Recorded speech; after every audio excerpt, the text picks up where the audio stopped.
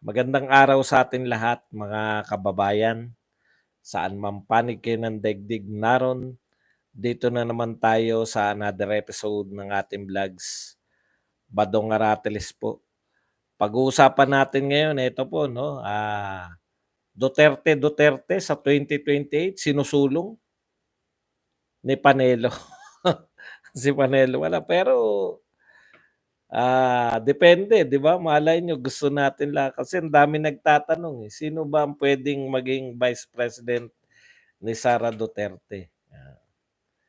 Kung sino-sino lang yung gagawin natin Vice President, at pwede naman si Tatay Digong, gusto niya pa, okay na okay yan. 'Di ba? Pag-uusapan din po natin, Banat Bay, nakipagkasundo na kay BMR at saka kay Bisdak. Mabuti naman. Mabuti naman natauhan na kayo na hindi po maganda yang papasok tayo sa labanan na matindi ang kalaban. Una nating sinisiraan yung ating mga kapwa Duterte vloggers. Mabuti po yan, no? Ganun talaga ang politika. Kahit hindi kayo nagkakasundo-sundo, ha? Alliance building, no? Yan po talaga alyansang pare-pareho kayong Duterte. Hindi naman kayo politiko, hindi naman kayo tatakbo. Buti sana kung Duterte kayo tapos, 'di ba? Okay, ano pa bang mga narito? Siyempre, ire-resolve rin po natin yung mga katanungan, no, na naguguluhan.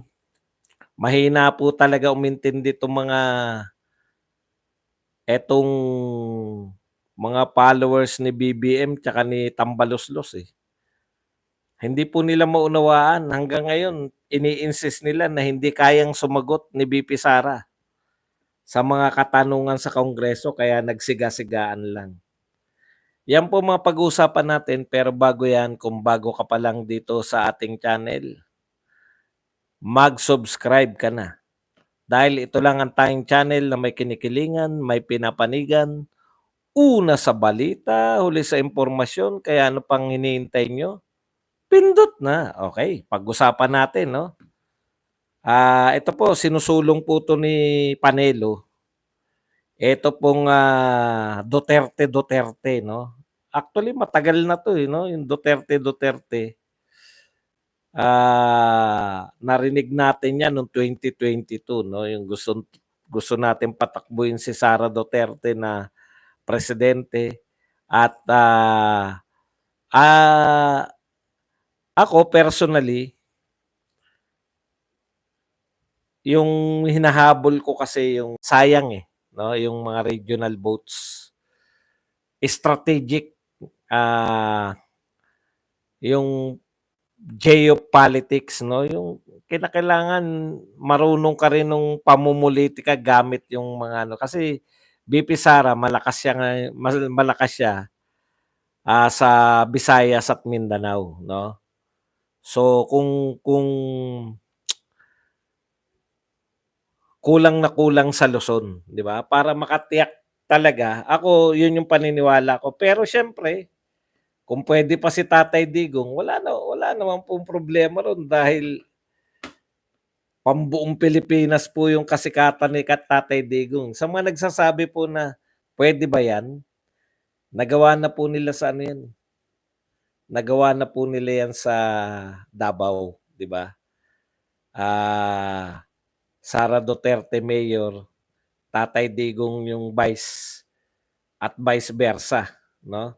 Kung hindi ako nagkakamali. Ambot Boraot ang pangalan. Thank you very much, 279. Uy, sino yun? Bakit? Hindi, naka-live ako. Baka napindot ko lang. Sensya na. Pinising mo. Hindi, napindot ko lang, mahal. Naka-live ako Baka sa likot lang ng kamay ko. Likot mo. Napindot. Natawagan ko si misis ng hindi sinasadya. Okay, yan po mga pag-uusapan natin. Eh, unahin na natin 'tong Duterte. Ito po ay pinahayag nito ni ano 'no, ni, Attorney Panelo na in-advice niya 'no, "Mr. President, ang advice ko sa'yo, tumakbo ka munang mayor, kailangan mo ang Davao, ipakita mo na you're leading that. And then sa 2028 tumakbo kang Vice President ng anak mo. 'Pag Duterte tandem, lahat ng kaalyado mong bumaliktad babalik sa'yo kasi sigurado kayong panalo." Iyan yung magandang ano 'no, payo 'no, nito. Ako wala talagang tatalo.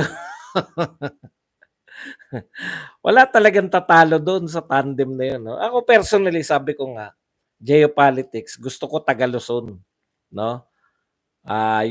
Yung maka-tandem ni, VP Sara. Pero kung available naman si Tatay Digong at gusto niya maging Vice President at pumayag naman si Inday Sara na maging Vice President niya si Tatay Digong, wala namang maganda.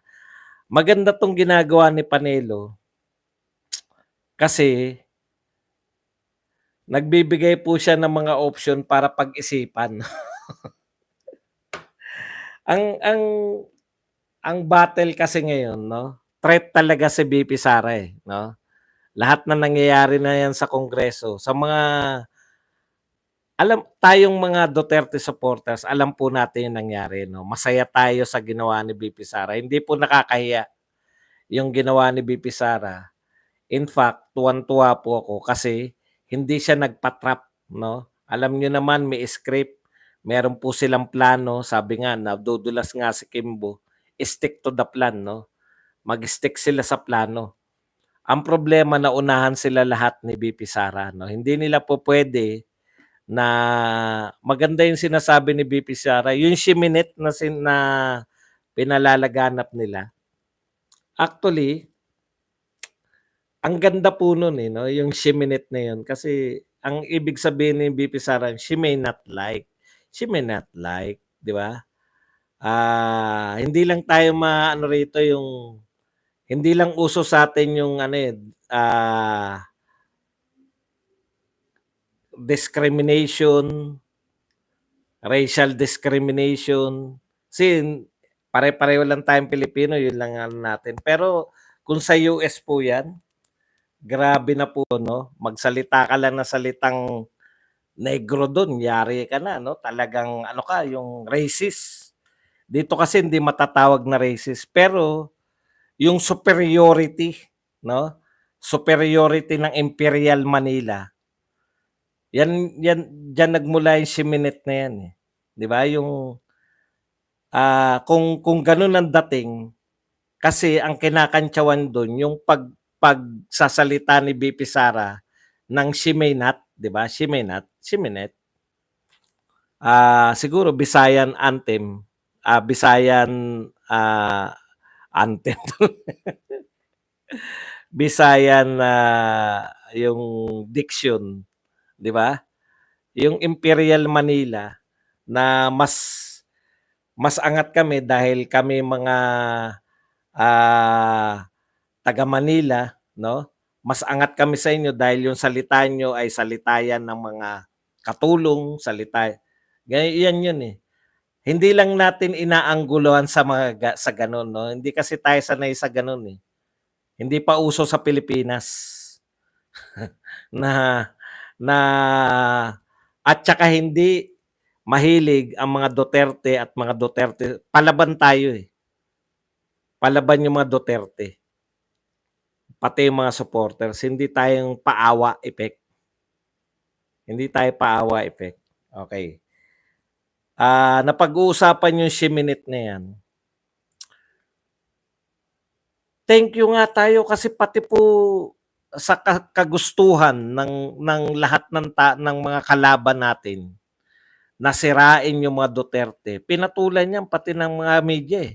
Kalat po ngayon sa social media, hindi lang po social media, hindi lang po yung mga followers, hindi lang po nag-a-appear yung Shiminit sa mga social media, sa Twitter, Facebook at saka sa YouTube, pati po yung mga traditional na mainstream media, lalo na yung mga dyaryo, hindi ko alam yung mga TV station, no? Shiminit, pinopromote nila. In fact, natutuwa tayo kasi hindi po kinakailangan ni BP Sara na mag-hire ng mga PR. Hindi niya kinakailangan mag-hire o magbayad ng mga tauhan para lagi siyang nasa news. Kusa, alam niyo yun, kusa siyang nasa news. O ngayon, badong, nasa news nga pero sinisiraan naman siya. Immaterial na yun eh. Basta, yun nga sabi, no, negative or positive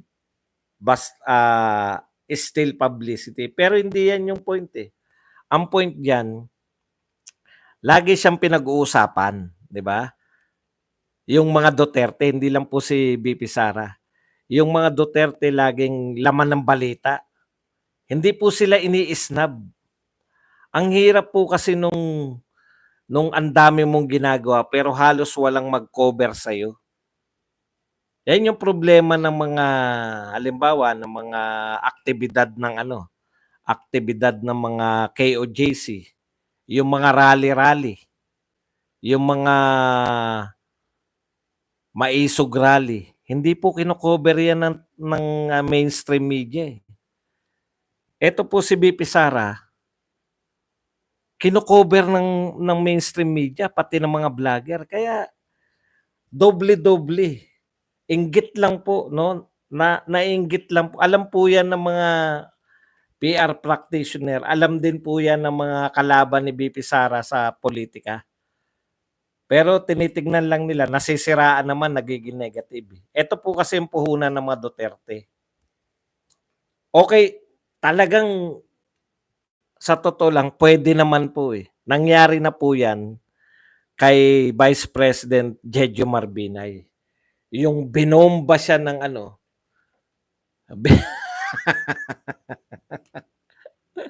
nakakatawa. Si Ray. Yun lang. Yun lang panira mo sa akin. Dinagdagan mo pa nga, 2.5 lang nga ako. Okay. Balik tayo. Balik tayo balik tayo rito kay BP Sara.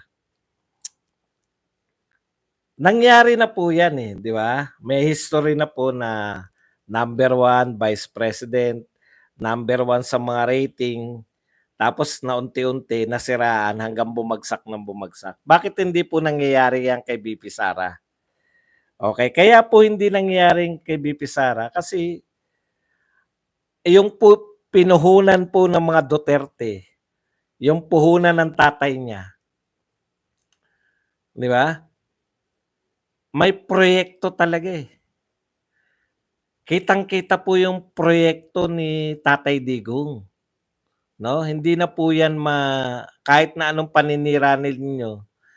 Pwede naman sanang mabura na yung mga, kasi sobra kakampi nyo na lahat eh. Kakampi nyo yung oligarko, kakampi nyo yung mainstream media, ang dami nyo pang bayarang vlogger. Okay. Lahat pumapabor na sa inyo. Yung buong kongreso sa inyo. Halos lahat ng politiko, lokal sa inyo lahat. Pero bakit hindi pa rin nyo mapaniwala yung mamamayan? Ang problema ninyo, kakaiba yung tatay. Yung si Tatay Digong. Grabe talaga. Di ba sabi niya nga, hindi niya kinakailangan ipagmalaki yung nagawa niya. You just look around. Di ba? You just look around. May masasabi, ito kay Tatay Digong to, kay Tatay Digong. You just look around, alam mo yung may proyekto. Hindi kinakailangan, ito po, tong gobyerno na to, sa followers mismo, sige nga, ano na nagawa ni Marcos? Mag-iisip pa ng mga, yung huhukayin pa nila kung saan, no? Isa lang naman po talaga yung nagawa ni Pangulong Marcos. Nabawasan niya yung kahirapan. No? Tama naman yun kasi 21 pesos hindi na mahirap, eh. Anyways, balik tayo rito. Kahit na anong gawin yung paninira kay BP Sara, hangga't walang proyekto si BBM, wala pa rin yan. Di ba? Okay. Sinisilip nyo, confidential fund ni BP Sara. Pero hindi nyo sinisilip yung confidential fund ng iba. Sinalang nyo ba yung Office of the President, yung confidential fund? Hindi. May confidential fund ba ngayon yung Office of the President? Meron. May confidential fund ba lahat ng mga opisina ng gobyerno? Meron. Pero bakit si BP Sara lang yung pinatigil nyo yung confidential fund? Di ba? Doon makikita na hindi talaga yung ginagawa nyo, hindi naman talaga yan para kay sa bayan. Para lang siraan talaga si BP Sara. Thank you very much muna kay Kati Flores na nagbigay sa atin ng 699. Walang issue sa akin ang diction ni BPSD. Mas gusto ko na pati yung work ethics niya than BBM na uutal pag ambush interview tapos wala namang nagawa. Tsaka hindi naman po siminat. Sa akin nga tama yun eh. Siminat. Ang ganda nga ng indayog ng boss ni. Kasi sila, anyways, yun yun eh, no? Balik tayo rito sa Duterte. Bakit nagiging katanggap-tanggap na sa akin kalaunan yung Duterte, no? Una, alam po ninyo, hindi sapat ngayon na manalo si BP Sara. Grabe tong kalaban, nakita nyo na, no? Nung panahon ni Duterte, parang ang feeling natin na nakuha niya na lahat eh. Yung mga dating kalaban nakuha niya, yung pala pansamantala lang dahil takot lang sila sa power ni Duterte. Nung nawala kagad si Duterte sa power, kahit nariyan pa yung anak, kahit vice president pa yung anak, hindi nila iniinda, no? Talagang totally. Hindi na nila kinikilala yung power ni Tatay Digong. Ang point ko, kinakailangan din talaga na matatag yung Vice President ni Sara Duterte sa 2020. Kasi, alimbawa, na-realize nung mga kalaban ni Sara Duterte, yung pinoproject nila na yung may ambisyon na maging Prime Minister or President, na-realize niya na kahit na anong gawin ko, hindi ko tatalunin to si Sara Duterte bilang presidente. Mag-change tactic sila. Gawin nila ang paraan para maging vice president, di ba? Kung ang lineup ni BP Sara, president yung malakas tapos yung vice president niya kahit sino na lang. Kaya may sense eh. Naisip ko rin habang may sense. Ako naisip ko ngayon, maganda rin yung Duterte kasi mawawalan sila ng threat na patalsikin si Sara Duterte. Parang ganito kasi, kung tataktikahan nila si Sara Duterte na hindi tayo mananalo, hindi ibigay na natin yung ulo kay Sara Duterte, kunin na lang natin yung vice president tapos the rest, isolid natin yung mga senator. Kasi ang malakas lang naman si BP Sara eh. Yun yung iisipin nila. Kaya tapos, tsaka natin i-impeach. Di yung kung magba-vice president lang yung nag-ambisyon, dun yung way niya, no? Mag-vice president ka muna dahil hindi mo naman kayang talunin si Sara Duterte na presidente. Impeach nyo na lang. Impeach nyo na lang. Kunin mo na lang yung suporta ng mga senador at mga congressman. Pwedeng kaya bagamat long shot yun, pero given ng paraan ng pamumuno ng mga Duterte na hindi naman nila tinatanggalan ng kapangyarihan yung vice president. 'Di ba si Tatay Digong wala naman siyang pakialam kay Leni Robredo. Para sa hindi po nakakaalam may disallowance din po yung Office of the Vice President ni Leni Robredo. Pero bakit hindi naging issue? Kasi hindi naman threat si Leni Robredo. Bakit issue lahat ng gawin ni VP Sara? Kasi threat siya. Yun lang po yun. Okay. Kung Duterte yan, wala silang magagawa. Mananalo 2 Duterte. Kahit impeach nila si Sara, si Tatay Digong pa rin ang presidente. Di ba? Wala silang ano. Argo, napupunan na kita, nang gugulo ka lang, no? Bakit si Poa ang magiging vice mo? No? Nakikigulo ka lang ba talaga? Kagabi ka pa eh. Titignan ko yung mga post mo. Hindi ka naman nanloloko, di ba? Hindi ka naman nagpapatawa lang. Kahapon pa kita napupuna eh, no? Sara Poa ba? Kung ano man yung gusto mong palabasin, mag-isip-isip ka. Pasalamat ka, kulay blue ka kasi okay. At least sinasabi ko sa iyo yung napupuna ko. Ano tayo eh. Ano tayo, no? Baka iniisip mo na pipitsugin tayo sa mga ganyan, no? Alam natin yung gusto mong gawin, di ba? So, yun lang. Nagsasabi lang ako sa iyo. Salamat ka lang kasi kulay blue ka kahit papano. Siyempre, kinikilala natin yung mga ginawa natin blue, di ba? Pero,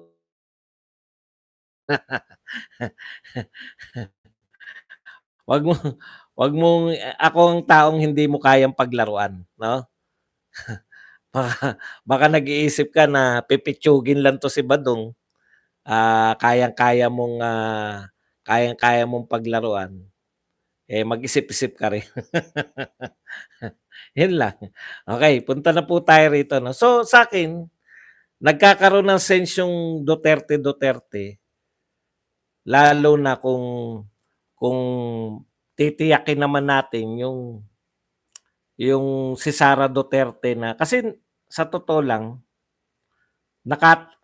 nakatikim po ngayon yung marami pong nakatikim ngayon ng ginhawa. Magaling gumamit ng pera tong tong kasalukuyan eh, no. Ang dami nilang bala pagdating dito, no.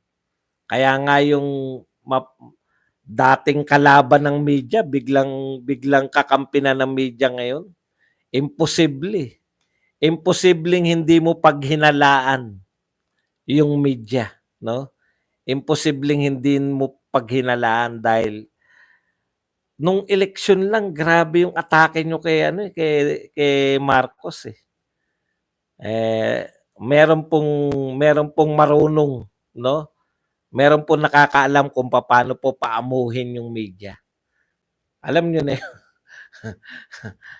Magkano ay paano kaya? Sino kaya? Magkano kaya? Pwede ring magkano kaya? 'Di ba? Kaya meron din po na tinatanim sila ngayon na pinaparanas nila ng ginhawa, ng suporta na mawala man sila sa pwesto, nakatanim na yan mga yan, no? Kasi kay Tatay Digong parehas eh. Lahat ng militar, lahat ng pulis, talagang pare-parehas yung tingin niya na eto pili eh. Pili yung mga malalapit sa kanila na talagang magiging solid. Kita nyo kahit na anong iutos. Tignan nyo na lang sa KOJC. Nakita nyo no kung paano kumilos yung mga pulis at militar diyan. Grabing walang question sa isip nila. No? Walang ka-question sa kanilang pag-iisip kung paano sila sumunod. Kaya posibleng maiiwan yan. Kahit manalo si BP Sara sa 2028, kung hindi kanya yung Vice President. Kaya ako, iniisip ko ngayon, kung Duterte yan, walang kawala.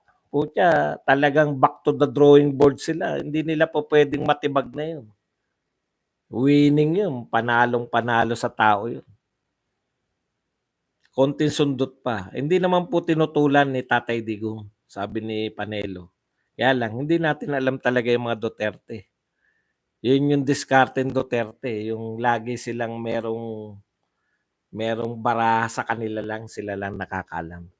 Anyways, abangan po natin yan, kasabik-sabik. Ako, okay na yan. Basta manalo lang si BP Sara na presidente. Manalo lang si BP Sara, solve na ako eh. Eh di lalo na kung vice president pa si Tatay Digong, di ba? Lalong wala tayong kaproblema. Bantay sarado talaga si BP Sara niyan. Yung mga magtatangka, mahihirapan. Okay. Yung eto po, basa tayo ng mga ilang pan-tweets dahil ngayon ay linggo. Magbabasa tayo.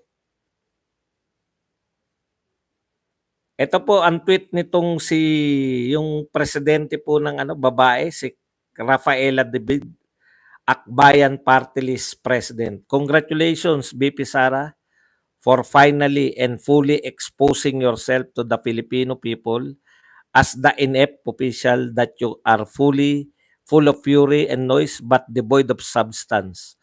Puro angas pero walang talas. Pambobong mga argumento no?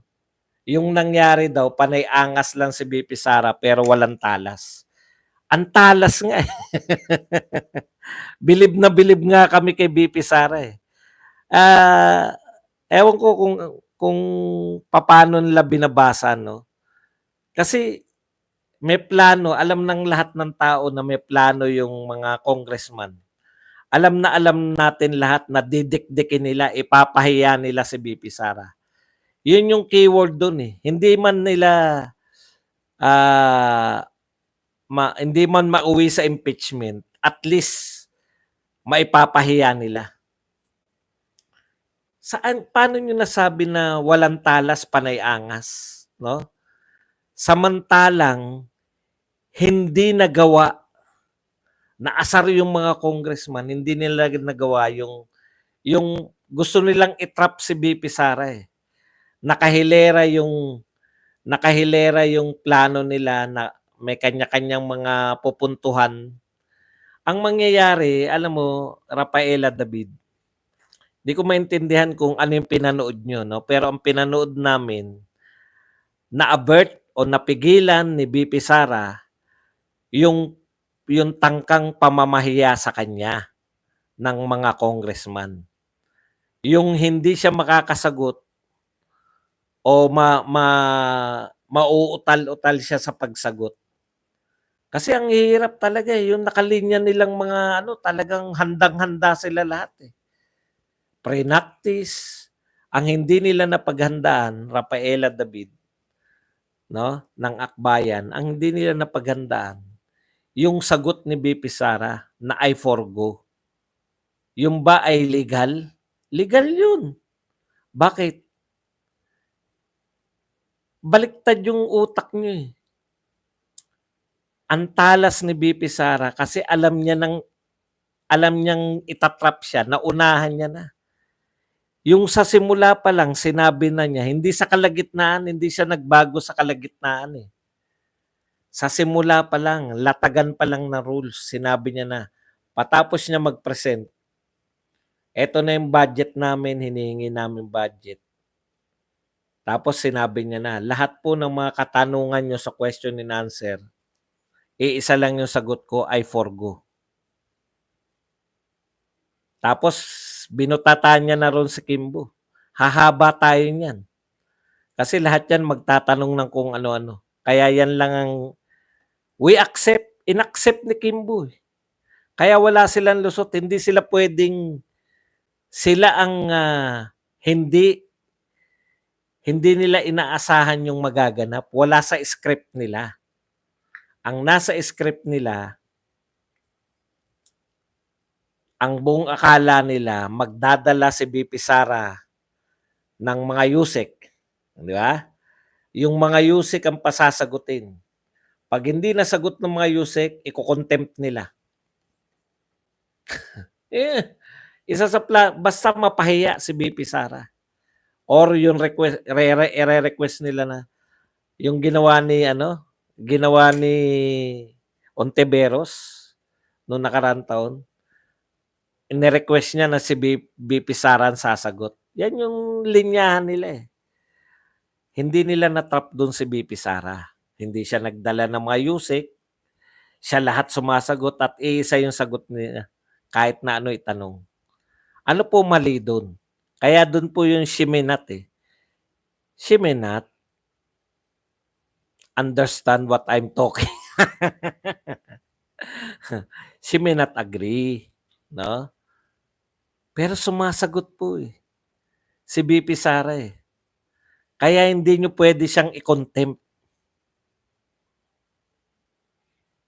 Bakit? Sumasagot eh. Ang sinasabi ni BP Sara, maaaring hindi ka sumang-ayon sa sinasabi ko, pero sumasagot ako. At sinabi niya yun. Ito ang isasagot ko lahat. I forgo. No? Bahala na kayo. Simple lang naman yung budget hearing. Yung meron kayong mga hindi malinaw.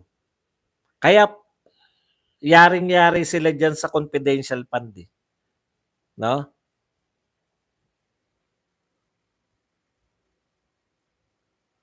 Yaring-yari siya sa confidential fund kasi ang tagal na ng confidential fund at binara na sila ni Gloria. Sabi ni Gloria, 'di ba thoroughly na pag last year pinag-usapan natin yan kaya nga natin tinanggal yung confidential fund. At sa interview ni nung sponsor ni BP Sara, sinabi niya na kaya't kino-question yung mga last year na kasi kung continuous hindi naman continuous yung yung pagbibigay ng confidential fund. Thank you very much muna kay Vilma Galindo na nagbigay sa atin ng 50 pesos na pangkape. Okay.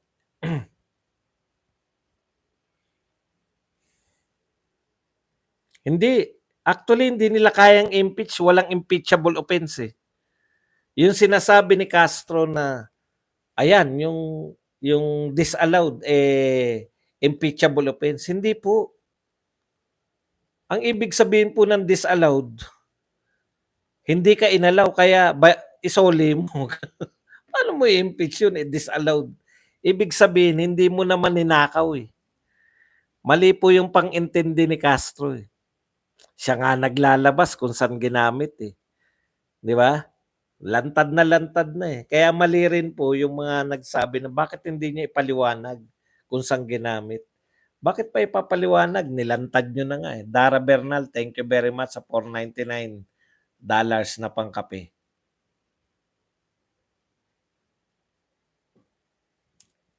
Hindi po siya illegal. Paano siya magiging illegal disallowed ka lang. Ginastos mo. Walang krimen. Hindi po crime. Magkaiba po, kahit hindi ako kubogado, naranasan namin yung mga disallowed na yan eh. Ano lang po yan, pag mali ka ng proseso, may mali ka, meron kang, kunwari, nakaligtaan mo na asan yung, kaya nga kayo notice of disallowance eh, magpapaliwanag ka pa eh. Hindi naman automatic yun eh. Okay. Kung sinabi na ng Supreme Court, hanggang Supreme Court pa po yan eh. Pag sinabi na ng Supreme Court, babayaran mo lang po yun. Iuuwi mo. Kunwari, bumili ka ng mga 3 electric fan. Iuwi mo na yan at disallowed yan. Iuwi ko Puta, disallowed pala to. Ganun lang po yun. Okay, eto po. Sabi po ni Panelo, eto nag-react po si Panelo kay De Castro, si Noli De Castro. Maling-mali talaga si Noli De Castro dyan sa interview niya. Una, in-interview mo yung tao, di ba? Si Torion. Tapos sesermonan mo. Sesermonan mo si Torion dahil dapat, ano sinabi ni Castro, dapat daw nilalabas yung ano. Tama yung sinasabi mo, pero hindi mo, bakit mo siya inimbita bilang guest?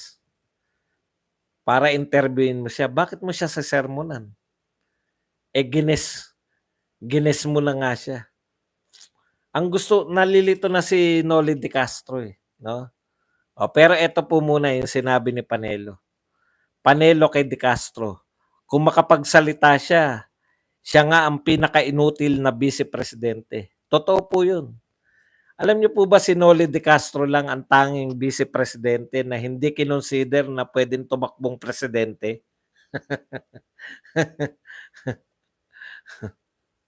Alam niyo, iyan, kung tutuusin, isang hakbang ka na lang, presidente ka na, di ba? Pero never po siyang na-consider. Never po siya na-consider na maging presidentiable. Siya lang po ang kaisa-isa. Halos lahat ng kakilala natin vice president, alam na natin yan na isang hakbang na lang eh. Presidente ka na eh. Tanging si Noli De Castro lang po. Eh, sabi nga ni Jason sa, di ba? Mahina talaga utak niya. Alam mo, okay ka na sana kabayan eh. Maganda boses mo. Magaling yung... Dati alam niyo, maliit pa ako. Hindi nga pang araw-araw yan eh. Alam niyo dati yan, naririnig ko yan, Noli Linggo. Ito yung linggo lang yan eh. Noli Linggo. Kasi nga mahina utak. Tagabasa lang talaga. Di ba? Kita mo, minsan lang siya. Hindi siya komentarista eh. Wala ngang programa yan na komentarista, di ba? Panay basa at tanong lang. Alam po yan ng mga nakakasama. Siyempre, hindi tayo nakakasama niya, nakakapag-project. Pero kung ikaw ay naging vice president na at hindi ka kinonsider na maging presidente, di ba? Anong uri ka? Tama si Panelo. Ikaw ang pinaka-inutil na vice-presidente. Chris Calles, thank you very much sa 399 AED. Okay. Ito pa po isang nakakatawang tweet ni Bam Aquino. Pinapakita po rito yung maraming mga rally. Yung maraming rally nila nung mga EDSA. Sabi ni Bam Aquino, noong 2022, we created the miracle.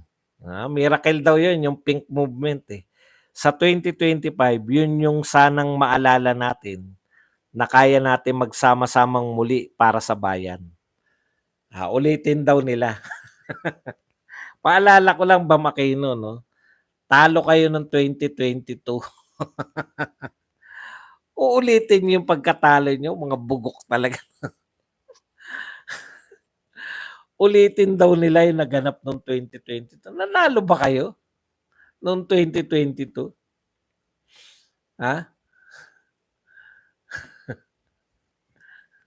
Bugok talaga to.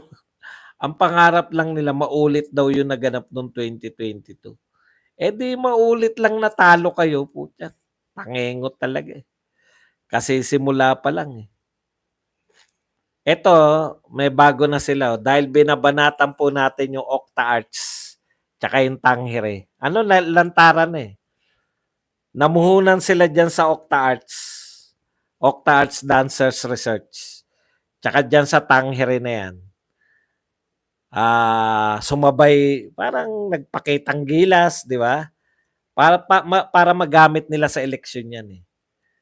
Kaya lang, ang problema dito sa Octa Arts Dancers Research, napakalayo sa mga ikukumpara natin. Kaya po, ngayon pa lang, tignan nyo sila, hindi na nilalagay kung saan sarbi. Kasi binabanatan natin, tama po yan. Banatan nyo po yung Octa Arts na yan. Octa Arts Dancers Sarbi na yan. Kasi nahalata na natin nagpapasikat sila ng survey company, magagamit nila yan balang araw pag malapit na eleksyon. Ipo-project nila na mataas sa survey. Dalawa yan Tangere tsaka tong ano. Wag po kayong maniniwala. Dalawa lang po ang pinaniniwalaan ko. No? Dahil po sa track record. Ano po yung dalawa na yun? Yung po yung Pulse Asia tsaka yung SWS. Kasi sila, hindi na sila, dahil established na sila, kumikita na sila sa mga legal na paraan. Hindi nila kinakailangan. Ang totoo, anti-Duterte pareho yung pinuno niyan, si Mahar Mangahas, tsaka itong si, anong pangalan niyo sa Pulse Asia, basta mga anti-Duterte yan. Pero mas importante sa kanila yung resulta ng ginawa nilang survey kaysa yung damdamin nila. Itong mga to, halatang halata Kulelat si BBM sa ibang survey, yung mga totoong survey, kulelat Pagdating sa Octa Arts Dancers Research, putya, ang taas ni BBM. Kalokohan.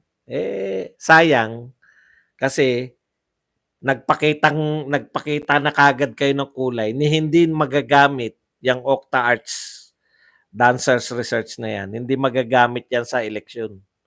Dahil ngayon pa lang, alam na namin kung kanino kayo maglilingkod, mga utot nyo. Hindi nyo na mabubura sa amin yan. Hindi. Ginamit lang nila yung UP. Kita mo, pinatanggal na sa kanila yung UP. Dati ginagamit nila yan Octa Arts Dancers UP Research. Pinatanggal yata ng UP sa kanila dahil mga taga-UP lang kayo pero walang ugnayan ng UP dyan sa inyo. Marami na pong ganyan. Marami na pong ganyang mga survey company noong araw. Kada mag-eleksyon may survey company. Isang eleksyon lang po tinagal ng mga yan.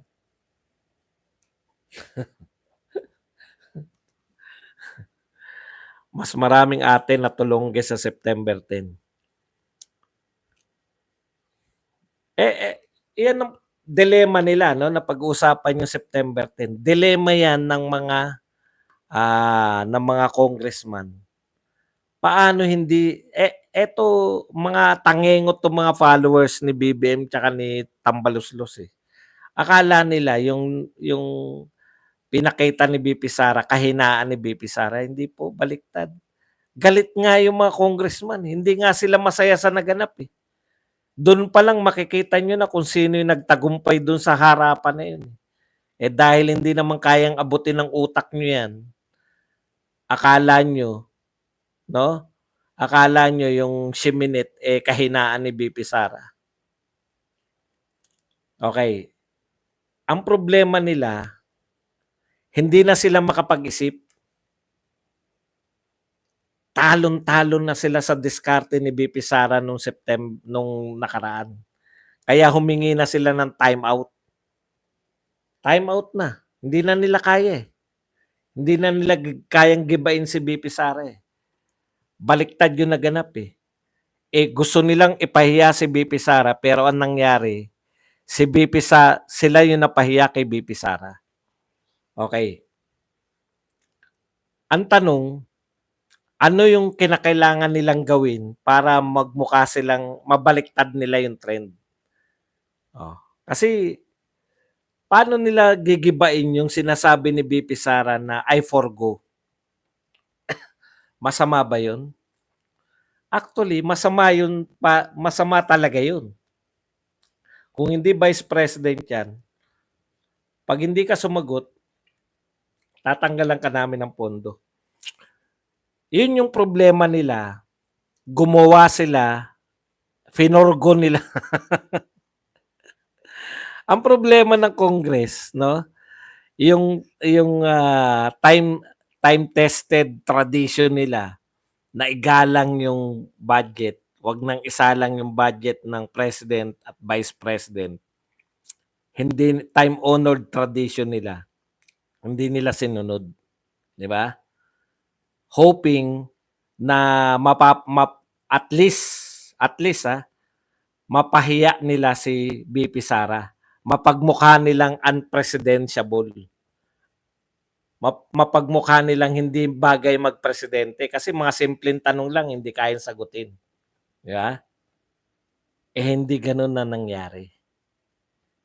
Kaya natrap sila sa sarili nilang, sila yung natrap sa sarili nilang trap. Alam mo yun?